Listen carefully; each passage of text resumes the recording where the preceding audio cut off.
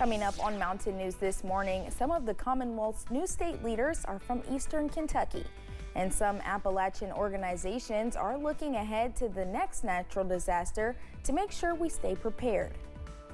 Dedicated to Eastern and Southern Kentucky, this is WYMT Mountain News This Morning. Good morning, I'm Madison Carmouche. We are coming up on 5 a.m. on January 2nd, 2024. We made it, folks. Let's check in with meteorologist Shane Smith for a look at your forecast this morning. It's our first time together in 2024, Shane. Oh, good to see you, Madison, and glad to be with you. Glad to be with you folks at home. We're starting the new year off, and for a lot of folks heading back to work today on a cold note, and even a few flakes flying for some of us back up into the Big Sandy Valley. Let's take a look at the satellite radar picture right now. You can see those snow showers are flying over into portions of Pike County and extending down into the panhandle of Virginia near Grundy, right along 460. And those snow showers will dissipate quickly over the next few hours. So not expecting too many problems out of that, although that may cause a slick spot or two where some of that snow falls. Although right now at Jenkins, US 119 dry, Mount Vernon, I-75, no problems there. And over in Pikeville, the intersection of 119 and 23 looking okay. Temperatures right around the freezing mark for most of us this morning. 32 Williamsburg, Hazard, Pikeville, 34 Prestonsburg, 33 Jackson and London, 35 in Harlan this morning. And we're only heading into the lower 40s today, so just a skosh warmer than we were yesterday, but still a cool day expected. Clouds should thin out by the afternoon and we'll see some sunshine. However, there's a couple of chances of wintry weather in the forecast. We'll map those out coming up here in just a few minutes, Madison. Shane, thank you.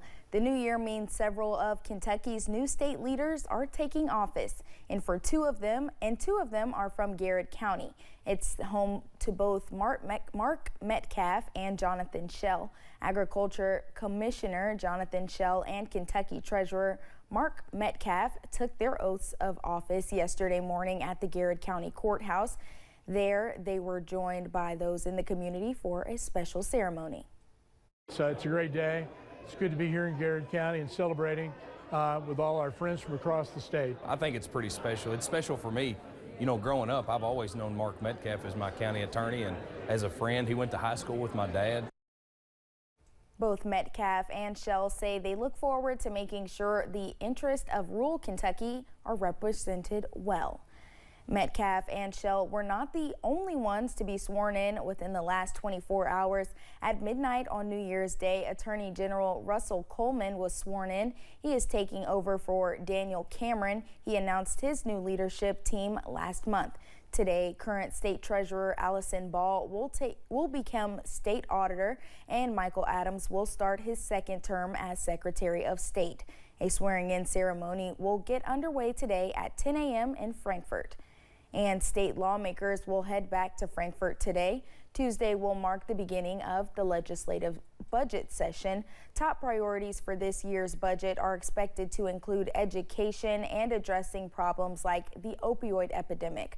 Other bills are expected to be geared towards lowering Kentucky's income tax to zero, like Tennessee, and preventing suicide among veterans.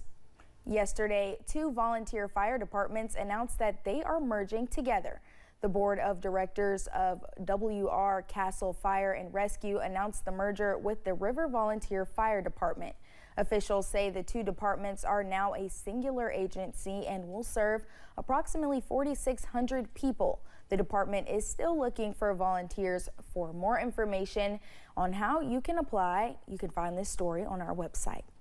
Now to a change that will affect every West Virginia car owner. With the new year comes a change for your car's inspection sticker. Last March, lawmakers approved a major change. Inspection stickers are now good for 2 years for every vehicle that is registered. This has caused the price of inspection to go up to about $19.78. One Charleston mechanic says car maintenance will be even more critical since vehicles will not have to be inspected as often. You know, the bottom line is you want to take care of your safety and your family's safety, regardless of how the inspection program works. West Virginia State Police are also concerned about the increase in wear and tear on vehicles. Sergeant Eric McClung says the likelihood of folks rejecting inspection stickers could increase in the future. An important form to get help paying for college is now open. FAFSA is one of the main ways future students can qualify for help. The Department of Education rolled out changes this year to make the process simpler. Some families may now only have to answer 18 questions compared to more than 100 last year. Eligibility for Pell Grants, which students do not have to pay back, has also changed. You can learn more at studentaid.gov. Long-term recovery has been the mission for several organizations working to help Eastern Kentucky rebuild after the July 2022 flood. Multiple higher ground housing projects have been announced since the flood. The Foundation for Appalachian Kentucky has been a part of that, including plans for Chestnut Ridge in Knott County. Foundation for Appalachian Kentucky's Jerry Roll says they want to be more prepared for when another disaster hits. We want to rebuild our communities in ways that make them more resilient when the next flood happens or the next disaster happens, because it will happen. So our work is more about that long-term future than it is that short-term recovery. The foundation has also supported many businesses impacted by the flood, awarding more than 100 business grants. Jenny Wiley State Park hosted its first day hike yesterday, bringing approximately 20 hikers to Prestonsburg. The New Year tradition is all about beginning the year with a trip to the trails, highlighting the beauty of the mountains and inviting people to be active during 2024. Those involved say it was a great day in the outdoors, saying the weather was barely a factor, and they encourage folks to safely head to the trails this winter. Just dress for it, you know, and dress in layers, so if it gets a little warm, shed a layer and just keep going. Yeah, it wasn't cold. I mean, it wasn't chilly bad at all. No.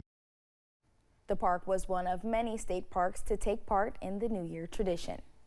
Thanks for getting your day started with us here on Mountain News this morning. Coming up, we'll take a look at how organ donors and recipients are being recognized at the Rose Parade. Few flights showing up on Pinpoint Doppler this morning. However, better chances of winter weather later in the week. Details in the forecast after this.